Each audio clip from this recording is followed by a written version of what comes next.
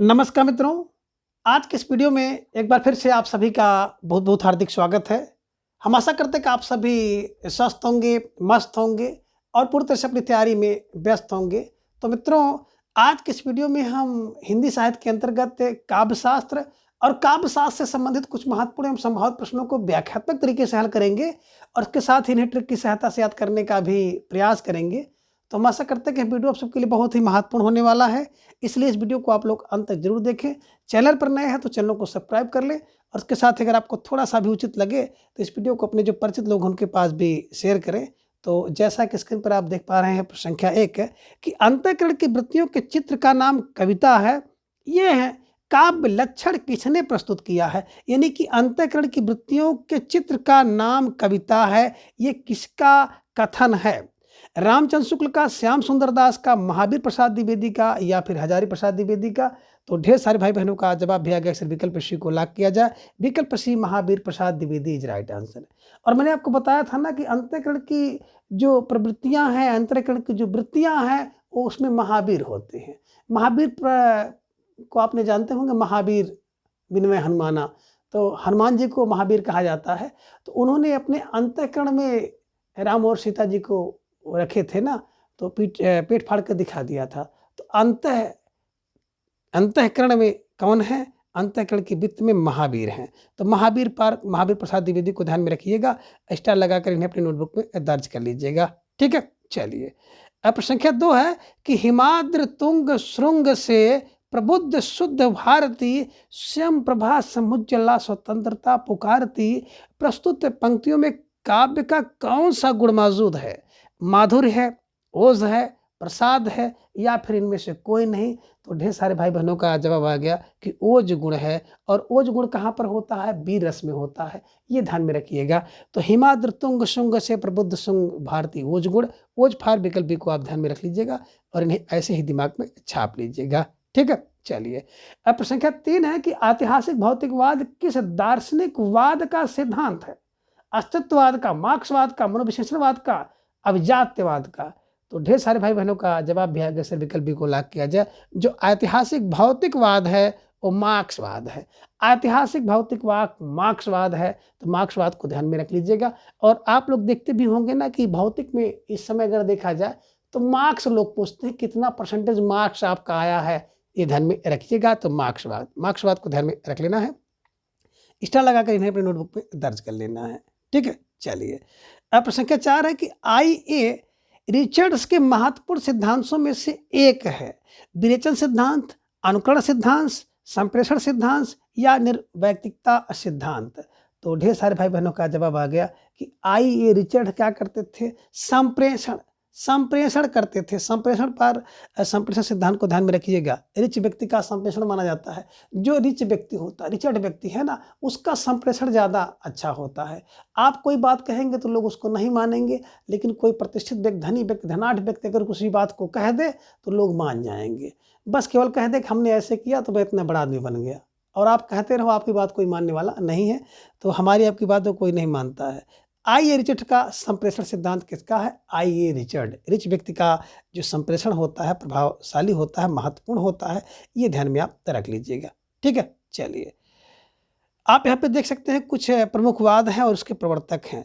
प्रत्यय और अनुकरण प्लेटो का है। प्रत्यय और अनुकरणवाद प्लेटो का है। तो देखिए, प्रत्यय और प्लेटो, अनुकरण और प्लेटो।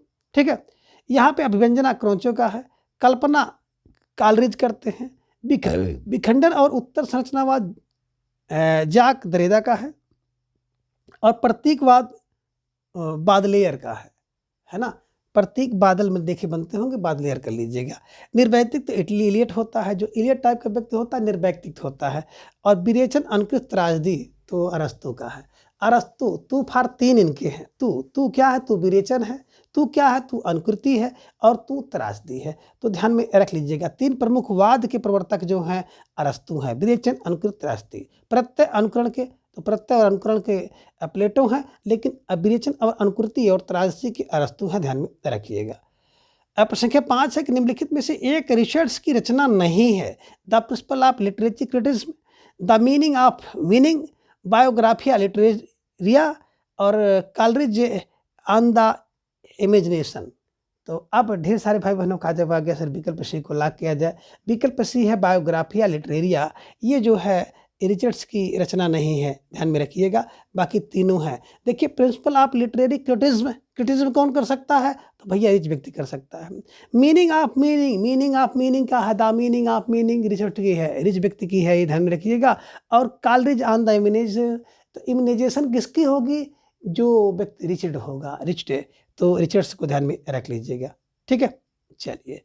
प्रश्न क्या अच्छा है कि संलक्ष्य क्रम व्यंग्य भारतीय काव्य शास्त्र के किस संप्रदाय का भेद है? संलक्ष्य क्रम व्यंग्य भारतीय काव्य शास्त्र के किस संप्रदाय का भेद है? वक्रोक्ति का, ध्वनि का, अलंकार का या रस का? तो ढेर सारे भाई बहनों ने जवाब दे दिया कि सर विकल्प बी को लॉक किया जाए। विकल्प बी ध्वनि इज राइट आंसर, है ना।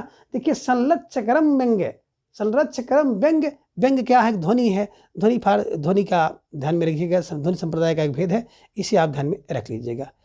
प्रश्न के साथ है कि रस सिद्धांत के प्रवर्तक आचार्य कौन हैं? आचार्य मम्मट हैं, आचार्य विश्वनाथ हैं, आचार्य जगन्नाथ हैं या फिर आचार्य भरत मुनि हैं? तो रस मैंने आपको बताया था, रस भरते हैं, भरत फॉर आचार्य भरत मुनि को ध्यान में रखिएगा। रस सिद्धांत के प्रवर्तक आचार्य हैं, इन्हें दिमाग में छाप लीजिएगा। ठीक है, चलिए। प्रश्न संख्या 8 है कि नहीं रसादृश्य कस्जिद अर्थ प्रवर्ते, किसका कथन है? तो नहीं रसादृश्य कस्जिद अर्थ प्रवर्ते किसका कथन है? आचार्य विश्वनाथ का, दंडी का, मम्मट का, भरत मुनि का। तो नहीं रसादृश्य कस्जिद अर्थ है कस्जिद भरत मुनि का है, ध्यान में रखिएगा। रसादृश्य कस्जिद भरत मुनि का है, ध्यान में रख लीजिएगा। और स्टार लगाकर इन्हें अपने नोटबुक में दर्ज कर लीजिएगा। ठीक है, चलिए। प्रश्न संख्या 9 है कि पाश्चात्य काव्य शास्त्र इतिहास सिद्धांत और वाद पुस्तक के लेखक कौन हैं? तो पाश्चात्य काव्य शास्त्र इतिहास सिद्धांत और वाद पुस्तक के लेखक डॉक्टर भागीरथ मिश्र हैं, रिचर्ड्स हैं, डॉक्टर नागेंद्र हैं, बाबू गुलाब राय हैं। तो ढेर सारे भाई बहनों का जवाब आ गया कि सर विकल्प ए को लॉक किया जाए। विकल्प ये doctor Bhagirath Mishra is right answer. इन्हीं की पाश्चात्य काव्य शास्त्र और इतिहास के सिद्धांत और वाद को पढ़ना एकदम बिल्कुल भागीरथ प्रयास करना पड़ेगा। भागीरथ प्रयास माने अथक प्रयास आपको करना पड़ेगा। आपने देखा होगा ना, भागीरथ जी ने बहुत परिश्रम करके गंगा को पृथ्वी पर लाया था। तो उसी प्रकार से अगर आपको पाश्चात्य काव्य शास्त्र, इतिहास और सिद्धांत और उसके वाद को याद करना है तो आपको भागीरथ प्रयास करना होगा। ऐसे क्लू बनाइएगा। ठीक है, चलिए। रिचर्ड का science and poetry, doctor Nagendra का सिद्धांत है, गुलाब राय का सिद्धांत और अध्ययन है। तो सिद्धांत और अध्ययन गुलाब का होता है, ऐसे क्लू बनाइएगा। ठीक है।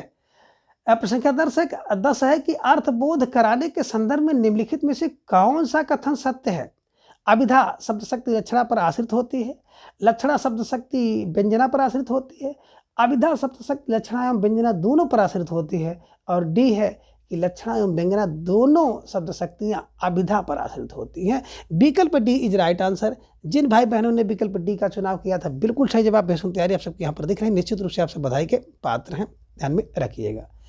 प्रश्न संख्या 11 है, वेरी मोस्ट इंपॉर्टेंट प्रश्न है, परीक्षा में पूछा गया है यूपी पीजीटी 2005 में।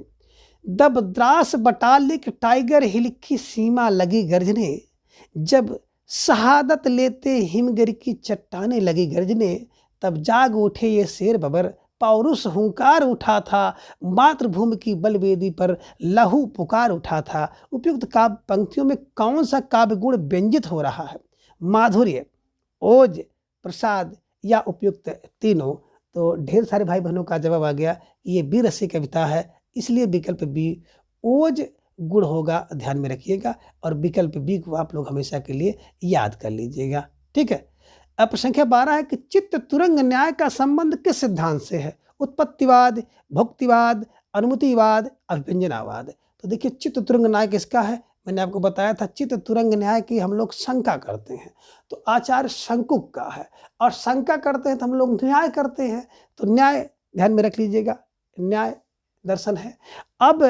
अब चित्त तुरंग न्याय की होती है तो बिल्कुल शंकुक क्या करते हैं? शंख बजाने की आपने बताया था, अनुमति लेते हैं, और शंका में अनुमान होता है, तो बिल्कुल अनुमतिवाद।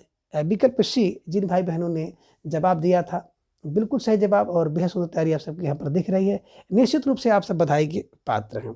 ठीक है, चलिए, चित्तुरंग न्याय का संबंध अनुमतिवाद सिद्धांत से है। अनुमतिवाद सिद्धांत के प्रवर्तक श्री शंकुक हैं। आचार्य शंकुक के अनुसार सामाजिक के चित्त तुरंग न्याय से नट में रस की अवस्था मान करके रस का अनुमान करते हैं। यहाँ पे कुछ आचार दर्शन और व्याख्या आप देख लीजिए। निश्चित रूप से यहाँ से प्रश्न आपकी परीक्षा में बनता है, तो इसलिए इसकी क्लू आप लेना है। यहाँ पर देखिए, उत्पत्तिवाद की व्याख्या किसने की है? भट्ट लोलट। देखिए, जब बच्चों की उत्पत्ति होती है ना, बच्चा जब पैदा होता है तो लोग लुल लुल करते हैं, बस लुल फार लुल्लट, भट्ट लोलट।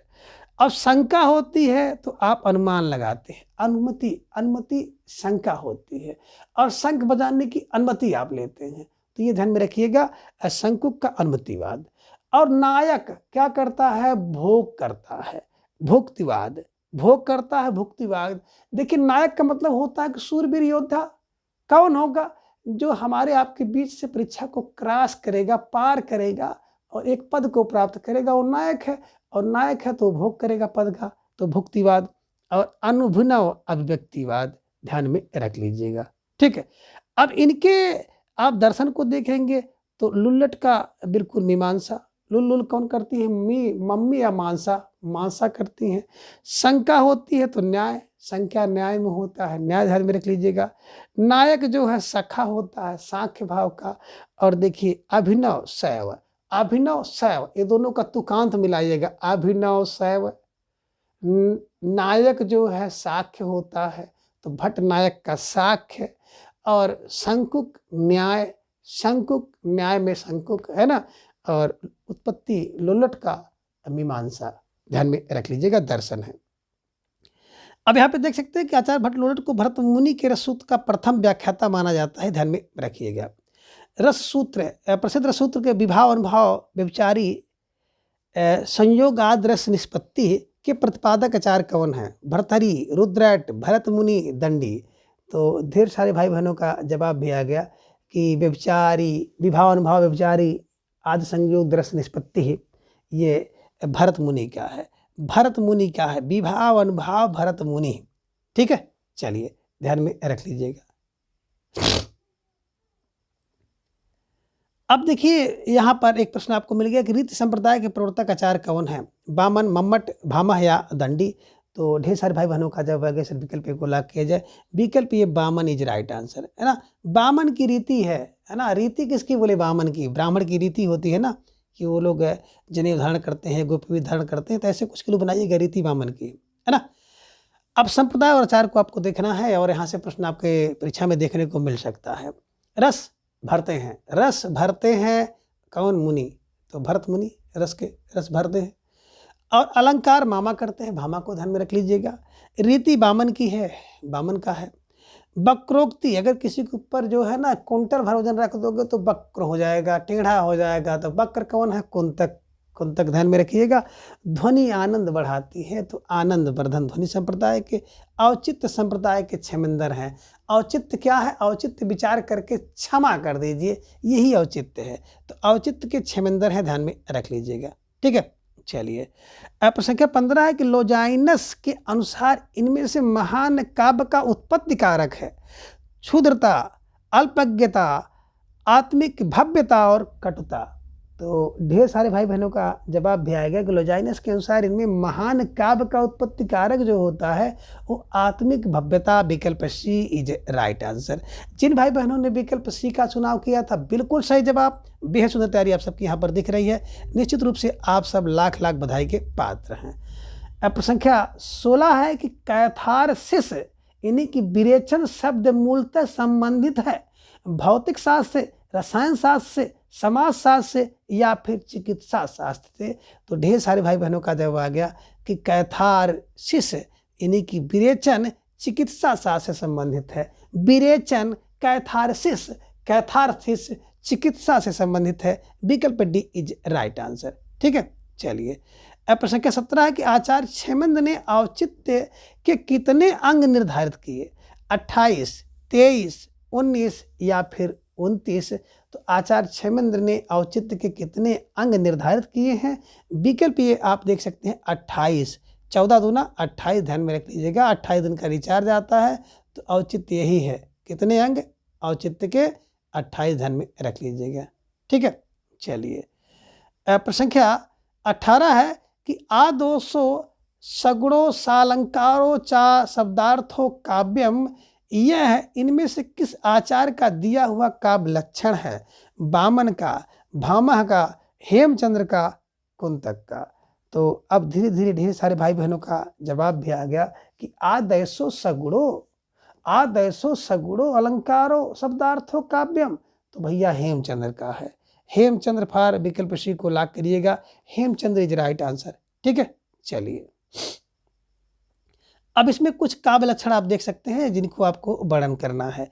हेमचंद्र का क्या है? आदोषो सगुणो सालंकारो च शब्दार्थो काव्यम, भामा का शब्दार्थो सहित काव्यम, वामन का काव्य शब्दों एवं गुण अलंकारो, और कुंतक का शब्दार्थ सहित काव्य व्यापार शालिनी, जगन्नाथ का रमणी और विश्वनाथ का वाक्य।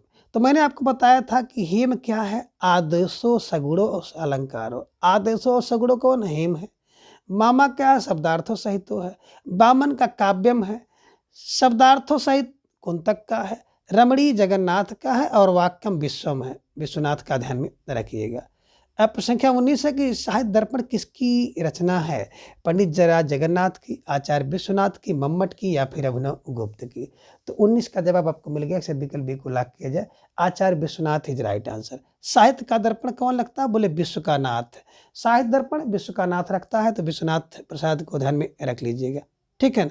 अवरुद्ध का काव्य अलंकार, भरत मुनि का नाट्यशास्त्र, दंडी का काव्यदर्श, वामन का काव्य अलंकार सूत, उद्भट का काव्य अलंकार सार, और आनंदवर्धन का ध्वन्यालोक, भोजराज का सरस्वती कंठाभरण और श्रृंगार, रुयक का अलंकार सर्वस्व और हेमचंद का काव्य अनुशासन, जयदेव का चंद्रालोक और विश्वनाथ का साहित्य दर्पण है, और पंडित राज जगन्नाथ का रस गंगाधर, अप्पय दीक्षित का वृत्ति वार्तिक, चित्र मीमांसा, कुबले आनंद।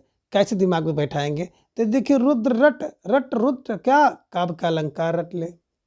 भरत मुनि क्या करते हैं? भरत मुनि होने का नाटक करते हैं, नाट्य शास्त्र है। दंडी काव्य का दर्श, दंडी काव्य का दर्श, काव्यादर्श। वामन काव्य अलंकार सूत्र वृत्ति, है ना। देखिए, ब्राह्मण जो होता है ना, काव्य अलंकार के साथ साथ एक सूत्र वृत्ति, जिसे जने उपवीत कहते हैं, गुपवीत धारण करते हैं। क्लू बनाइएगा। और उद भट्ट से, उठ भट्ट से क्या कर? अलंकार का सार संग्रह कर ले। उठ भट्ट से क्या कर? अलंकार का सार संग्रह कर ले। और आनंद वर्धन होता है ध्वन्यालोक, धुन का आलोक आनंद वर्धन होता है। और भोजराज क्या है? सरस्वती कंठ में है तो भोजराज है, और श्रृंगार का प्रकाश है तो भोजराज है। अब रुय्यक माने रुपये से क्या होता है? अलंकार सर्वस्व। जितने अलंकार सर्वस्व सभी अलंकार रुय्यक, रुय्यक माने रुपये से होते हैं। अगर रुय्यक है, रुपया है, तो अलंकार सब सर्वस्व होगा। हेमचंद का काव्य अनुशासन है, जयदेव जयदेव चंद्रलोक की जय हो। और विश्वनाथ क्या करते हैं? विश्व का नाथ साहित्य का दर्पण रखते हैं। जगन्नाथ क्या करते हैं? रसगंगाधर है, ध्यान में रख लीजिएगा। और अप्पय दीक्षित का क्या है? कुबले आनंद, कुल आनंद अप्पय दीक्षित का है। और वित्त वार्तिक अप्पय दीक्षित का है, चित्र मीमांसा अप्पय दीक्षित का है, ध्यान में रखिएगा। अब प्रश्न संख्या 20 है कि सौंदर्य की व्याख्या करते समय क्रौंचे ने अभ्यंजना के कितने स्तरों का उल्लेख किया है? 2 का, 3 का, 5 का, 4 का। तो ढेर सारे भाई बहनों का जवाब भी आ गया कि सौंदर्य की व्याख्या करते समय क्रौंचे ने अभ्यंजना के जो है 4, है ना, 4 स्तरों का उल्लेख किया है। विकल्प डी इज राइट आंसर। तो जिन भाई बहनों ने विकल्प डी का चुनाव किया था, बिल्कुल सही जवाब। बेहद तैयारी आप सबके यहाँ पर दिख रही है, निश्चित रूप से आप सब बधाई के पात्र हैं। अब प्रश्न संख्या 21 है कि काव्य मानव के आंतरिक कार्य व्यापारों की अनुकृति है, यह किसका कथन है? अरस्तु का, प्लेटो का, लोजाइनस का या फिर आई.ए. रिचर्ड्स का। तो काव्य मानव के आंतरिक कार्य व्यापारों की अनुकृति है अरस्तु का। अरस्तु का कथन है, विकल्प ए इज राइट आंसर, है ना। काव्य मानव के आंतरिक कार्य व्यापारों की अनुकृति अरस्तु। ठीक है, चलिए अब प्रश्न संख्या 22 है कि इनमें से किसका मत भुक्तिवाद कहलाता है? अभिनव गुप्त का अव्यक्तिवाद, भट्टनायक का भुक्तिवाद, शंकुक का अनुमतिवाद, भट्ट लोलट का उत्पत्तिवाद। बिल्कुल मैंने ऐसे ही बता दिया, और विकल्प बी को आप लोग रट लीजिएगा। कौन भुक्ति करता है? भोग कौन करता है? भुक्तिवाद नायक करता है। तो नायक फार भट्ट नायक को ध्यान में रख लीजिएगा। ठीक है, चलिए प्रश्न संख्या यहाँ पर देख सकते हैं इसकी व्याख्या कि भट्ट लोलट का उत्पत्तिवाद, है ना, और शंकुक का अनुमतिवाद, भट्ट नायक का भुक्तिवाद और अभिनव गुप्त का अव्यक्तिवाद। ठीक है, और इनके दर्शन देखेंगे, मीमांसा, न्याय, साक्ष्य और शैव है। अभिनव, शैव, अभिनव, शैव, नायक साक्ष्य होता है और शंकुक न्याय और मीमांसा जो है भट्ट लोलट का है। प्रश्न संख्या 23 है, बड़ा प्यारा सा प्रश्न है कि नाटक में दृश्य दिखाने या दृश्य परिवर्तन के लिए जो पर्दा काम में लाया जाता है उसे क्या कहते हैं? यवनिका, नेपथ्य, पटाक्षेप, उपयुक्त में से कोई नहीं। तो बिल्कुल आप सबका जवाब आ गया कि नाटक में दृश्य दिखाने या दृश्य परिवर्तन करने के लिए जो पर्दा काम में लाया जाता है उसे यवनिका कहते हैं। विकल्प ए इज राइट आंसर।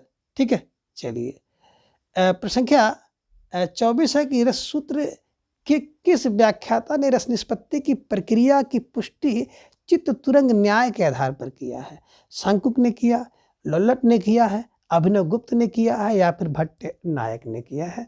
तो प्रश्न संख्या 24 का जवाब आप सबका आ गया कि जो है चित्त तुरंग न्याय कौन होता है? जब शंका होती है चित्त तुरंग न्याय की, शंकुक की ध्यान में रख लीजिएगा। मैंने आपको यहाँ पर एक चित्र बनाया और आपको शंका हो गई कि तुरंग का है, किसी ने कहा नहीं ये कुत्ते का है, किसी ने कहा नहीं सूअर का है। तो तुरंग शंका क्या होती? चित्त तुरंग की ध्यान में रख लीजिएगा, शंकुक का है। ठीक है, चलिए अब आप यहाँ पे देख सकते हैं कि भट्ट लोलट का उत्पत्तिवाद, मीमांसा दर्शन, शंकुक का अनुमतिवाद, न्याय दर्शन, भट्ट नायक का भुक्तिवाद और साक्ष्य दर्शन और अभिनव गुप्त का व्यक्तिवाद शैव दर्शन है। अब प्रश्न संख्या 25 है कि हिंदी के प्रथम अलंकार निरूपक आचार्य भिखारीदास, केशवदास, मतीराम, चिंतामणि। तो बिल्कुल रटा रटाया प्रश्न था, आप सबका जवाब आ गया। सब विकल्प बी को लाख किया जाए, विकल्प B Keshavdas is right answer. Hindi के प्रथम अलंकार निरूपक केशवदास है। ठीक है, चलिए अब प्रश्न संख्या 26 है कि सूची एक के रचनाकार को सूची 2 में लिखी उनकी कृतियों के से समुचित मेल करके दिए गए कूट में सही विकल्प का चयन करिए। सूची 1 में रचनाकार है, सूची 2 में कृतियां हैं, इस और नीचे आपको एक कूट भी दिखाई दे रहा है। तो मम्मट की बात करते हैं तो मम्मट का काव्य प्रकाश है, ध्यान में रख लीजिएगा, है ना। विश्वनाथ, विश्व का नाथ क्या करता, साहित्य का दर्पण रखते हैं। जयदेव चंद्रालोक का और दंडी का काव्य आदर्श है। तो इसके हिसाब से जब आप मिलाएंगे कूट को तो आपने कूट में देख लिया कि का क्या है, सा है। तो का सा आपको मिल गया विकल्प ए में और विकल्प सी में मिल गया। लेकिन खा का आपको आपको सी में मिल रहा है। तो जिन भाई बहनों ने विकल्प सी का चुनाव किया था आप बिल्कुल सही जवाब भेजून तैयारी सबके यहाँ पर दिख रहे हैं, निश्चित रूप से बधाई के पात्र हैं। और आप देख सकते हैं मम्मट का काव्य प्रकाश, विश्व का नाथ साहित्य दर्पण, जयदेव का चंद्रालोक और दंडी का काव्य आदर्श।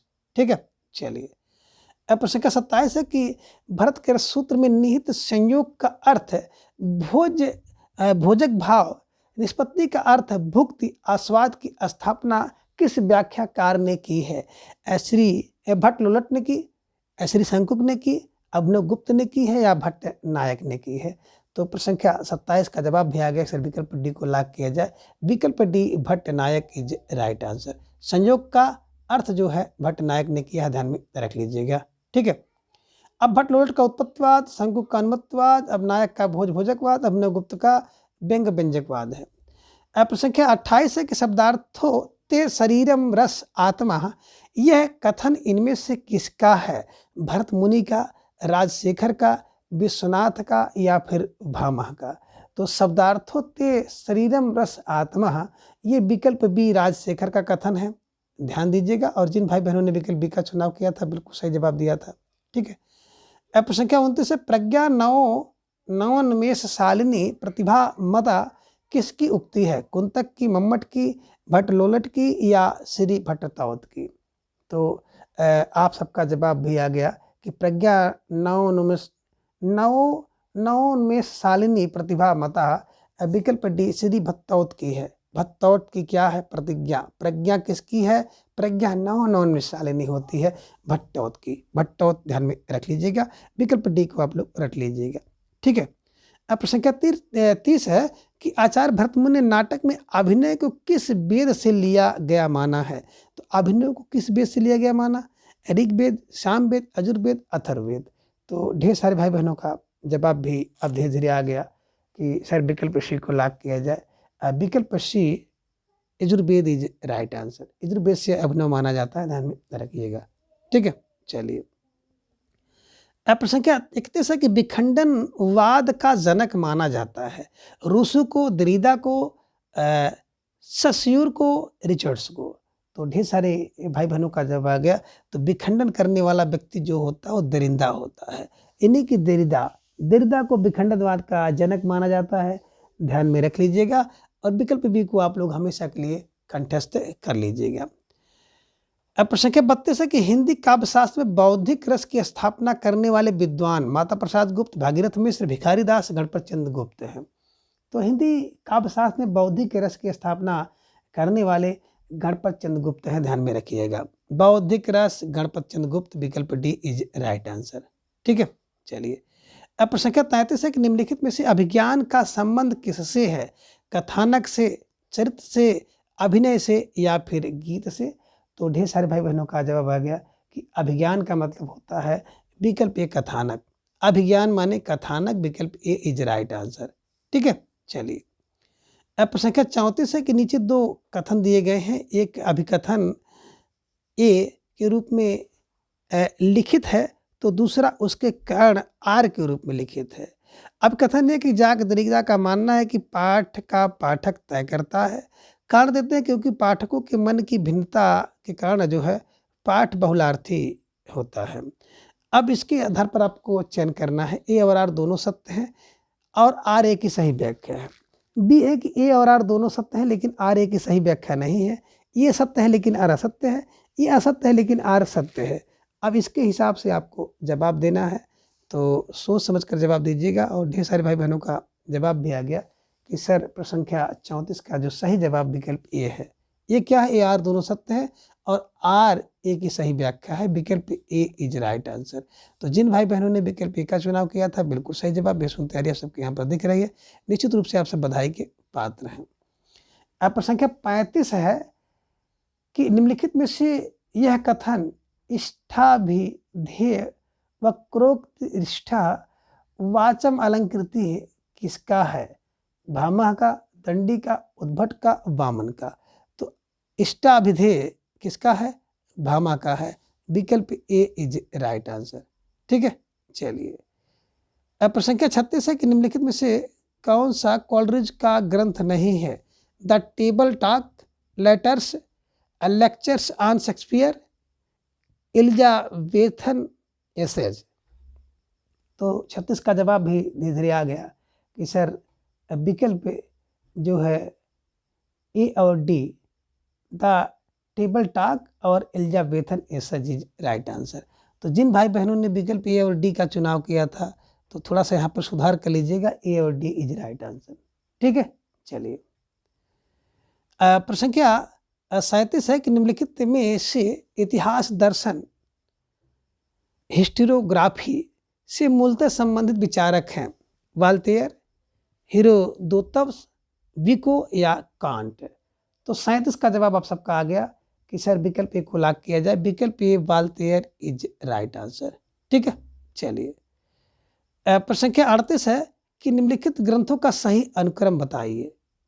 अब कौन कौन सा सही अनुक्रम है? Republic, mind in the modern world, practical criticism, essays ancient and modern? तो इसके हिसाब से जब आप जवाब देंगे तो बिल्कुल सही जवाब आप सबका आ जाएगा, सर विकल्प ए को लॉक किया जाए, 1 3 4 2 इज राइट आंसर। ठीक है, चलिए। रिपब्लिक प्लेटो का 380 ईस्वी पूर्व, प्रैक्टिकल क्रिटिसिज्म में आई रिचर्ड्स 1929 ईस्वी में, essays ancient and modern Thomas Stearns Eliot 1936 ईस्वी में, mind in modern world Lionel Trilling 1972 में है। अब प्रश्न संख्या 39 है निम्नलिखित में से भोजराज की पुस्तक कौन है? अभिनव भारती, व्यक्ति विवेक, काव्य कौस्तुभ, श्रृंगार प्रकाश? तो ढेर सारे भाई बहनों का जवाब भी आ गया कि सर विकल्प डी को लॉक किया जाए, विकल्प डी श्रृंगार प्रकाश इज राइट आंसर। ठीक है, चलिए। प्रश्न संख्या 40 है सूची 1 को सूची 2 के साथ मिलाना है। सूची 1 में देख रहे हैं कि रचना, और सूची 2 में देख रहे हैं रचनाकार, सूची 2 में रचना है, रचना उसको मिलाना है। तो राजशेखर का काव्य मीमांसा है। भट्टनायक की बात अगर हम लोग यहाँ पे करेंगे तो भट्टनायक का हृदय दर्पण है, ध्यान में रखिएगा। विश्वनाथ का साहित्य दर्पण, अभिनव गुप्त का अभिनव भारती है। तो इसके हिसाब से अगर देखेंगे तो विकल्प बी 4 3 1 2 इज राइट आंसर। तो जिन भाई बहनों ने विकल्प बी का चुनाव किया था बिल्कुल सही जवाब, बेसुन तैयारी आप सबके यहाँ पर दिख रही है, निश्चित रूप से आप सब बधाई के पात्र हैं। तो मित्रों आज के इस वीडियो में बस इतना। अगली वीडियो में हम फिर से अगले भाग को जानेंगे। तब तक के लिए आप सभी अपना ख्याल रखें और अपना अधिक से अधिक समय अपने अध्ययन पर लगाएं। अपना प्रेम स्नेह विश्वास इस चैनल पर बनाए रखें। धन्यवाद, नमस्कार, बाय बाय।